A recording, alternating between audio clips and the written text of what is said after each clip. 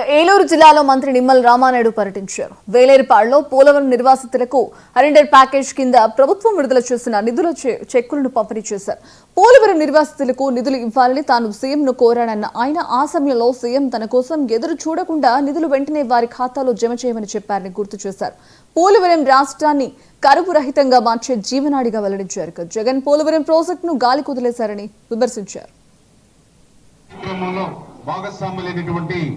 ఉమ్మడి పశ్చిమ ముందుగా ఈరోజు గౌరవ ముఖ్యమంత్రి నారా చంద్రబాబు నాయుడు గారికి మనందరం కూడా ధన్యవాదాలు తెలియజేయవలసిన అవసరం ఉంది.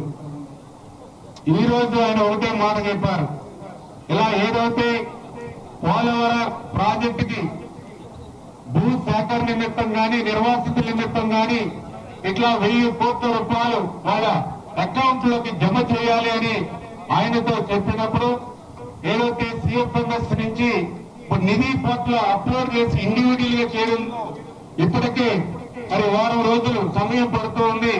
మళ్ళీ నేను వచ్చేంత వరకు మీరు వేచి చూడనవసరం లేకుండా, ఒక్క రోజు కూడా ఆలస్యం కాకుండా, ఒక్క గంట కూడా ఆలస్యం కాకుండా అవసరమైతే మీరే వెళ్ళి అక్కడ నిధులు వాళ్ళ జమ చేయండి వాళ్ళ ఖాతాల్లో. నా కోసం వేచి చూడొద్దు అని పెద్ద మనసుతో ఇవాళ